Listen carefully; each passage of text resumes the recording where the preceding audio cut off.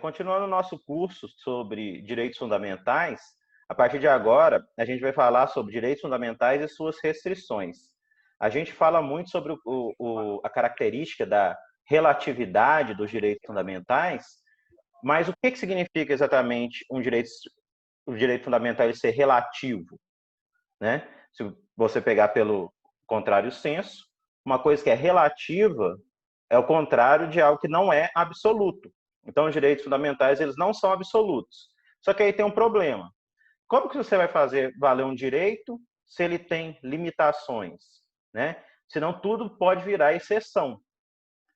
A gente sabe que os direitos fundamentais, direito à liberdade de pensamento, liberdade de crença, liberdade artística, todos eles, principalmente esses direitos ligados a liberdades, que são os direitos de primeira geração, eles não são absolutos. E quais que são os tipos de restrição ou quais que são os tipos de limitação que a gente tem? Essa aula vai ser muito reflexiva e muito crítica. Eu estava dando uma olhada nas diretrizes do MEC para curso de Direito, e todas as diretrizes do MEC do curso de Direito falam o seguinte, que o professor tem a obrigação de colocar senso crítico nos alunos. Os alunos eles têm que saber criticar, entendeu? Então, para mim, se vocês entrarem numa aula e vocês saírem com as mesmas certezas que vocês tinham, eu não dei aula para vocês, né? Eu tento fazer nas minhas aulas vocês pensarem, vocês criticarem e vocês debaterem consigo mesmo e com as outras pessoas o que vocês tinham pensado, né? Esse é o meu dever enquanto professor e enquanto professor de direito. Então, eu vou seguir isso, para a gente começar a pensar. Todos nós temos direitos a liberdades, né? Liberdade de manifestação, liberdade de pensamento, liberdade de opinião. Mas até onde que vai essa liberdade de opinião? E seguindo muito na linha que a gente está vendo hoje em dia, muito tem se falado sobre racismo, então a gente vai olhar alguns tópicos bacana, né? Porque vocês me conhecem, eu não sou uma pessoa de esconder opinião, de fugir, de me furtar de falar assuntos polêmicos, né? Eu estou sempre conversando com vocês sobre assunto da moda, tentando ao máximo ficar do lado de fora, né, de opiniões políticas, e não porque, pelo menos a política partidária, né? Não que eu não tenha um lado partidário, não tem nada a ver isso. O que a gente não pode é puxar um lado e fazer tipo uma pregação política dentro de sala de aula. Não é isso que eu quero. O que eu quero é que todo mundo tenha senso crítico para poder debater as informações que chegam até nós. Então, vai ser nesse sentido que vai ser a aula. Vai ser uma aula para a gente poder refletir, né? Então, quem quiser participar já pode falar, pode entrar. Como a gente tem pouca gente na sala, não fica bagunçado se vocês entrarem falando já. Então, vocês podem falar, tá? O microfone está aberto para vocês, né?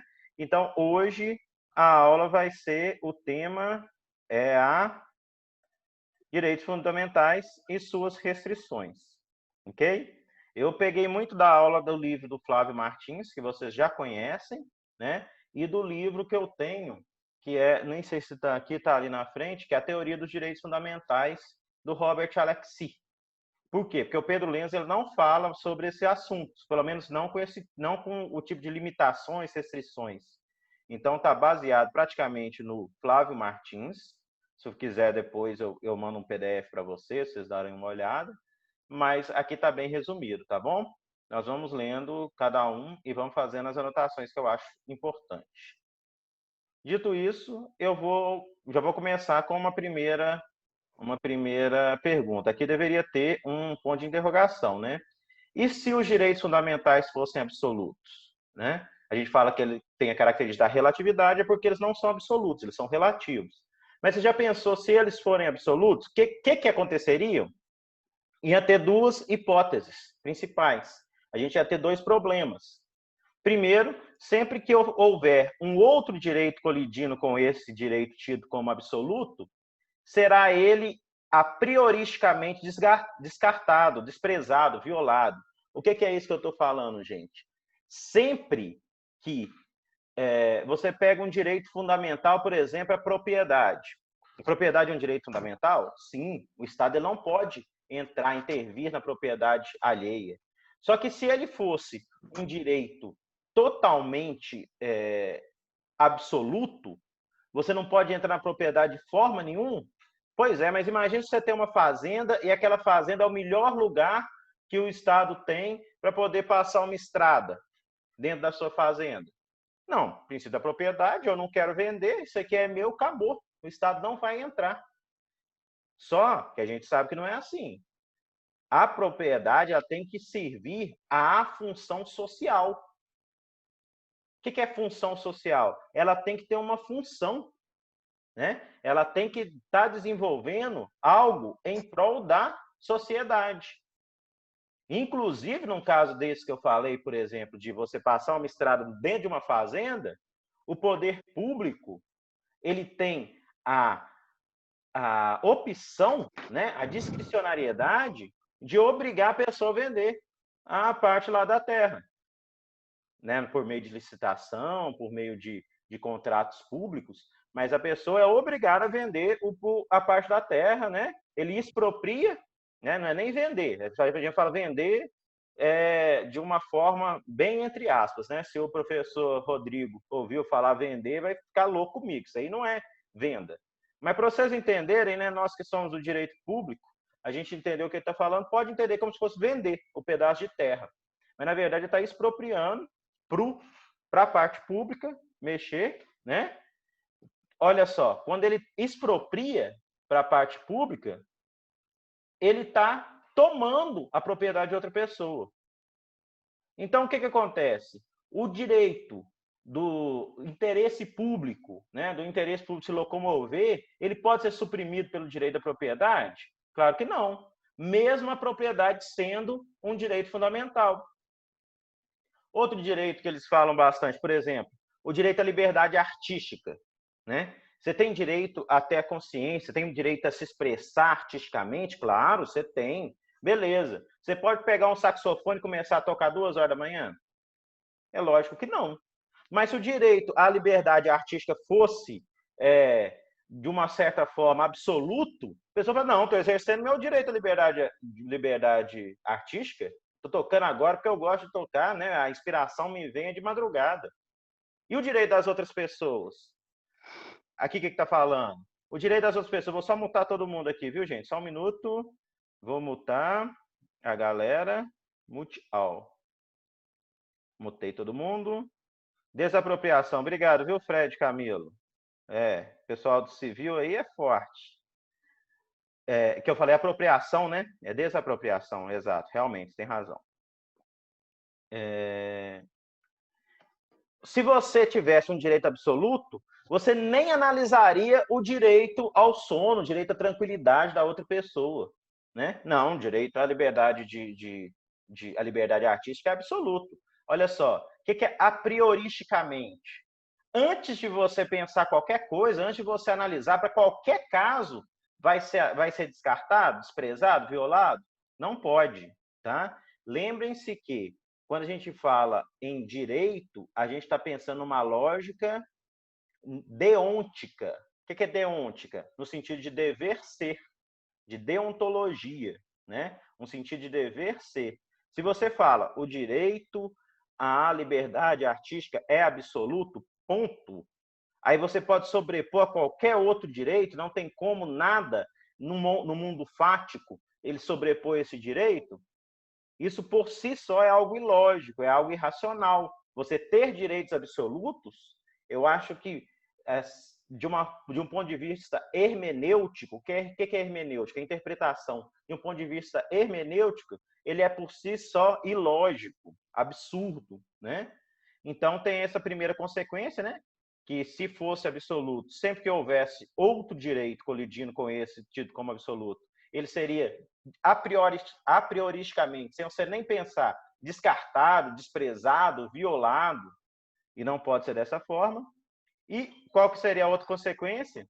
Se um direito ele é absoluto, provavelmente seus titulares abusarão do seu exercício. É o que a gente vê muito sobre o abuso do direito, né?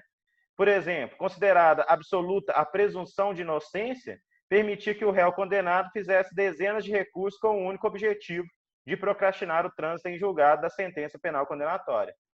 Eu coloquei isso aqui de propósito, né, para a gente poder, e foi o argumento utilizado pelo STF ao determinar a possibilidade, né, e depois voltou atrás da possibilidade da prisão em segundo grau. Por isso que o assunto é tão polêmico, aquele negócio da prisão em segundo grau. Tá? Se você considerar absoluta a presunção de não, enquanto tiver recurso, tem-se que dar oportunidade para outra pessoa. Beleza, só tem uma coisa, não sei se vocês ainda não estudaram processo penal, mas as peculiaridades fáticas, o fato, ele é discutido em primeira e em segunda instância, só, apenas. Quando chega na instância especial e na instância extraordinária, que é o STJ e depois o STF, a gente não discute mais questões de fato. A gente só vai questionar questões de direito. Vocês sabem qual é a diferença disso? Que o fato, todos os fatos provados em segunda instância, pronto. São fatos que não vão ser discutidos de novo, nem no STJ, nem no STF. E o que pode discutir no STJ e no STF? Se teve prisão ilegal, se a decisão foi impessoal, né? Isso no STJ se é ilegal e no STF se é inconstitucional. Entenderam? Então, isso é que está a parte do abuso do direito, né? Você pode abusar do direito? Eu falei com vocês, não sei se eu já contei essa história, na França, voltando ao direito de propriedade. Na França, quando eles estavam começando a voar de balão, né, o Santos Dumont, inclusive, morou na França, ganhou muitos prêmios por fazer modelos de balões, que primeiro com hélio, depois com ar quente, né? O pessoal que era dono de fazenda, de casa, eles colocavam lanças apontadas para cima na casa, na propriedade, só para não deixar os balões passarem por cima. Isso foi considerado pelo Tribunal francês abuso de direito. E você não pode fazer isso, né? Ah, não, mas a casa é minha, eu faço o que eu quiser. Se eu quiser colocar lança para impedir o povo de passar aqui por cima, eu coloco, eu faço. Olha só que espírito de porco para começar, né? Aí falou, não, isso aí é abuso do seu direito de propriedade. A propriedade é sua, mas você não pode fazer o que quiser com ela, não. Né? Entenderam o que eu estou falando? Espero que sim. Tem alguma coisa no chat? Deixa eu dar uma olhada.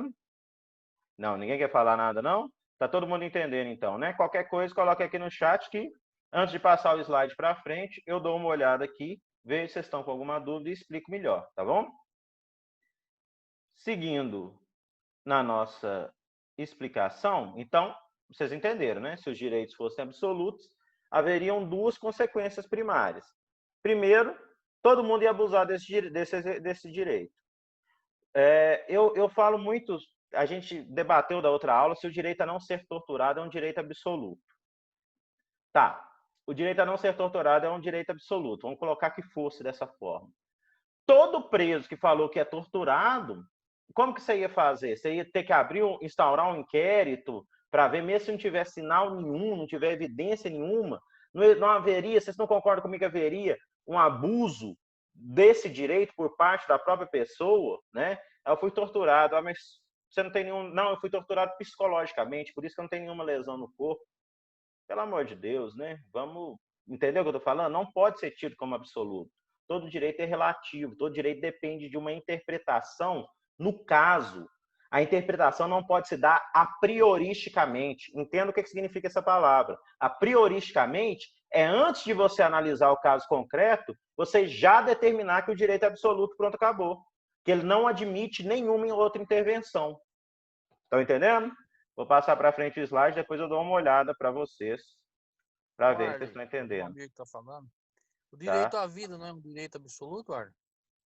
Fala, Valmir. Você está perguntando se o direito à vida é um direito absoluto? Você pode matar alguém, Valmir? Legalmente?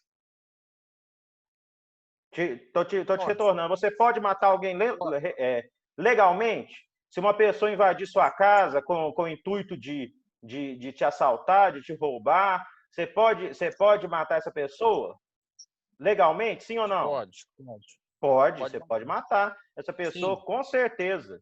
você pode ter certeza que você pode matar essa pessoa. O direito à vida não é algo, desculpa, não é algo absoluto, de forma nenhuma. Você pega as várias, tem autor que fala, esse ponto é um pouco discutível, viu, Valmir? Mas, por exemplo, o pessoal fala sobre as possibilidades de você abortar.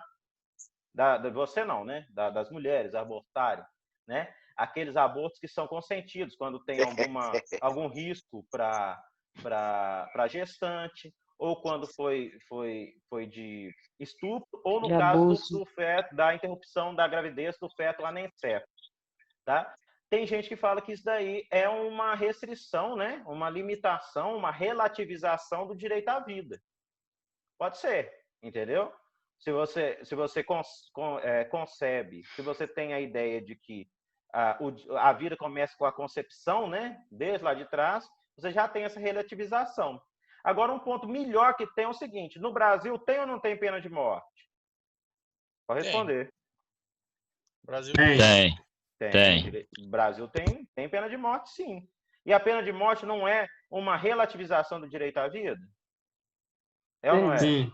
Sim, então pronto. Então vocês mesmos já responderam. Aqui a gente viu a parte da legítima defesa, ok? Já viu a parte do aborto e a terceira é a própria pena de morte. A pena de morte é uma exceção ao direito à vida. E Entendeu? exercício da profissão também. Como é que é? No exercício da profissão, O exercício da policial profissão você tem que tomar muito cuidado. Muito cuidado. Por quê? Quando falo o exercício da profissão, ô Adriana, que você está falando, vamos supor um policial militar, ele está subindo na favela e está trocando tiro com a outra pessoa. Quando ele mata essa pessoa, escuta o que eu estou falando e não erra, tá? Se ele, por acidente, né? Por acidente não, por consequência da invasão, ele matar essa pessoa, ele não está agindo no exercício da profissão. Ok? Ele não está agindo no exercício da profissão. Ele está agindo sob legítima defesa, seja dele próprio ou de terceiro. Entendeu? Não é exercício da profissão. Alguém pode matar outra pessoa no exercício da profissão? Sim ou não? Pergunta para vocês aí, no Brasil. Não. Quem falou não? Valmir? Isso. Pode falar, gente. Não, é Valmir tem coragem. Pode ou não pode? Existe. Para meter bala. Oi? Defesa. A não ser que você esteja fazendo uma legítima defesa, mas... Legítima defesa. Você tá certo, Valmir. Até então você está certo. Mas alguém consegue imaginar algum profissional que pode matar em exercício da profissão, sim ou não? Sim, o cara que tá em guerra, aí o carrasco. O carrasco. O carrasco. Se a gente está falando que tem pena de morte, e é pena, né? Pena de morte, o carrasco ele está agindo sob o exercício legal da profissão. Agora, o policial, guardem isso. Você explicou essas paradas aí num tempo atrás, né? Já expliquei isso, gente, desde o início. Então, aqui no Brasil não tem carrasco, não, Arthur. Nunca teve isso, não. Não teve, porque não tem. Mas tem guerra. Não teve pena de morte, mas tem a previsão, ué. Quem é que vai matar? Você sabe como que se dá a pena de morte? Já falei, né, gente, para vocês. Pena de morte se dá por cadeira de choque, cadeira elétrica, injeção letal ou fuzilamento? Fuzilamento. A pessoa que vai atirar é quem? Vai ser um carrasco. Carrasco. Só ele, entendeu? Carrasco eu tô falando sentido amplo. Nem sei qual vai ser o nome dado se um dia a gente precisar dar um tiro numa pessoa, né? Mas o que tá... É um bala. Oi? Como é que vai ser o nome, meu Fred? Tchau, bala. Pode ser Marcão Bala, Fred. Vou mutar vocês aqui. Você morreu, Marcão. Vou mutar vocês aqui. Entendeu, né, Valmir? Entendi. É meio de... Mutei todo mundo. Deixa eu só falar o que o Michael falou aqui, gente. O Michael falou que apenas o direito a não ser escravizado seria absoluto, né? E realmente, eu fico pensando se no Estado Democrático de Direito... Porque o que acontece? Vou te dar uma... Olha só que interessante essa parte do direito a não ser escravizado. Vocês já ouviram falar? Qualquer coisa vocês podem desmutar, viu? Mutei agora só para eu poder falar um pouquinho. Vocês já ouviram falar? Tinha que ter essa ferramenta do mute na sala de aula, né? Quando eu quisesse que os estudos ficassem calados, mas só EAD mesmo. Ah, não, aí acabava comigo. Tem Ué. aí. É o apagador, né? Jogar apagador na testa da galera. Que negócio que o senhor carrega na cintura? Esse dá mute. Mas esse mute é eterno. Eu queria um que depois voltasse a falar, entendeu? É só mostrar. O que acontece, galera? Você já ouviu falar no trabalho do preso, né? Que o preso que ele está em semiaberto, ele pode trabalhar, né? Ele tem essa faculdade de trabalhar, e eu não lembro direito da execução. Vocês estão estudando execução de pena, não estão? Como é que é? A cada 2 dias trabalhados, abate 1 na pena dele? É isso mesmo? Vocês não sabem isso ainda? Se eu não me engano, é uma coisa assim. A cada tantos dias trabalhados, ele abate 1 na pena. É a cada Beleza. 3. A cada 3? 3 não é só do estudo, não, brother? Que tem o do estudo e tem o do trabalho. Eu sei que tem diferença. 3 dias trabalhado é 1 dia a menos na pena dele. E o estudo? É 3 dias. É 2, né, não? Não, é 3. Beleza, ok. Ah. Então é 3. Agora, não sei se vocês sabem disso. Se o preso ele tiver a oportunidade de trabalhar e ele não trabalhar, é pena grave para ele. Ele pode, inclusive, voltar ao regime. Ele regride o regime dele. Se tiver no semiaberto, se não trabalhar, ele pode voltar pro fechado. Exatamente. Tipo assim, saiu para ele e ele não quis, é uma volta. E aí? Isso aí cabe ou não cabe num trabalho forçado, num trabalho... Não é escravo porque é remunerado, né? Mas e aí? É um trabalho forçado, sim ou não? Se você não trabalhar, você vai preso. Você vai trabalhar, claro, né? Mas decisão dele, Arlen. Eu acho que não é forçado, não, hein? Mas beleza, Valmir. Ou você trabalha ou eu te dou um tiro na cabeça. Não, é minha decisão trabalhar, entendeu? Ou você trabalha ou eu te volto. Entendeu o que eu tô te falando? Porque, não, eu tô falando o seguinte, que dá uma ilusão que você tem escolha. Isso. Mas as escolhas ou você faz o que eu quero, ou você tá fudido comigo. Então, todo mundo vai fazer o que ele quer. Entendeu? Eu tô te explicando? Tipo assim, claro, isso aí é discussão, viu, gente? Também acho que o preso tem que trabalhar assim e tal, e tem que... É só o cara não aprontar e que ele não vai preso, porra. Ou igual o Bolsonaro fala. É verdade. Mas vocês entenderam isso? Eu tenho uma certa dúvida, sabe por quê? Quando você fala que algo é absoluto, você exclui qualquer tipo de ponderação. E isso eu acho que a hermenêutica não deve consentir. Você sempre deve poder interpretar algum direito. Acho que nada pode ser absoluto dentro do direito. Tá bom, gente? Voltando aqui. Então, a discussão que eu queria propor é essa. Ainda bem que vocês estão participando. Vocês sabem, a galera está aqui. E eu coloquei a Declaração Universal dos Direitos Humanos. A Declaração Universal dos Direitos Humanos... Arlão. Fala. Só um pitaco aí. Eu falei, o único que eu acho que seria era o de não ser escravizado, mas é muito discutível. E para dar o final, eu acho que no Estado democrático direito que a gente vive aí não tem nenhum direito absoluto, não. Porque a gente pode pensar... Ô, Michael, pensa comigo aqui, velho.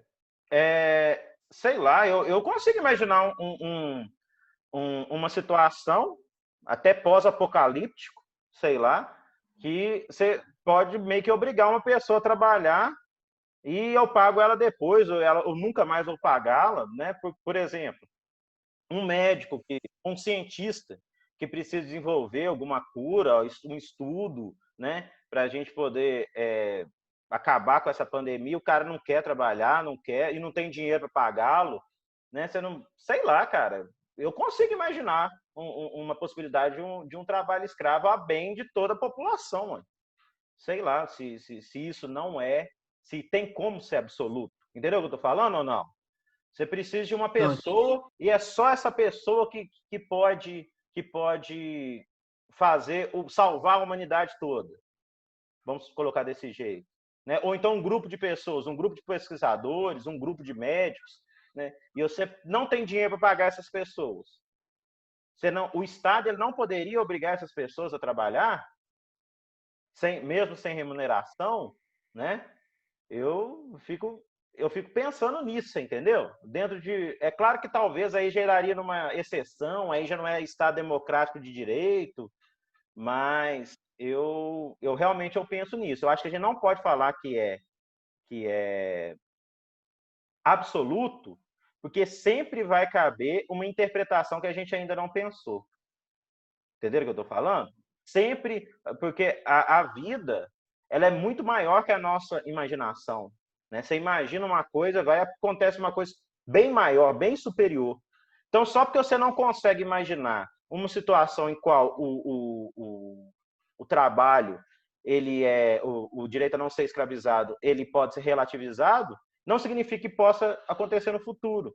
Então, você não pode falar que é um direito absoluto, porque quando você fala que é absoluto, você cessa qualquer tipo de interpretação, né? Hoje a gente vai ver um pouco da ponderação de direitos, e aí vocês vão entender melhor.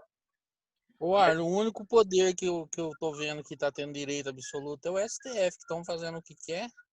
Os caras interpretam tudo do jeito deles. Você acha, Valmir? Eu acho, tô achando. Ué, tudo que a Constituição fala que não pode fazer, eles interpretam e dão um jeitinho de fazer do jeito. Então o poder deles eles estão tendo um direito absoluto de fazer o que quer. Eu acho que o que acontece muito no STF é jogo político, sabe? O STF ele não quer perder o poder político dele, né? E ele está tentando, com as ferramentas que tem até hoje, né? Que até hoje não foram decretadas inconstitucionais, eles têm as suas peculiaridades. Mas eu não enxergo que eles estão, por exemplo, invadindo outras competências. Eu realmente não enxergo dessa forma, né? Eu não enxergo que eles estão debatendo, eu não enxergo que eles estão influindo na questão de separação de poderes. Isso aí eu realmente não entendo dessa forma, né? Eu entendo simplesmente que eles estão com medo de perder um poder político que sempre lhes foram dados durante muitos anos de abuso. Mas eu ainda acredito que nós estamos no Estado democrático de direito, que a separação de poderes está muito clara para mim, está muito evidente. Mas a gente tem que tomar cuidado com os tipos de ataques que essa democracia ela pode ter, né? E os tipos de ataques que essa democracia ela sofre a partir de uma guerra de poderes, que não é o que a gente está querendo, o que a gente está querendo nesse momento, né? A gente está precisando, na verdade, de manter os direitos fundamentais e não essa guerra de poder, tá bom? Entendi. Continuando aqui, gente, estou falando sobre a Declaração Universal dos Direitos Humanos. Espera só um pouquinho, vou ter que mutar de novo a galera, mutar todo mundo.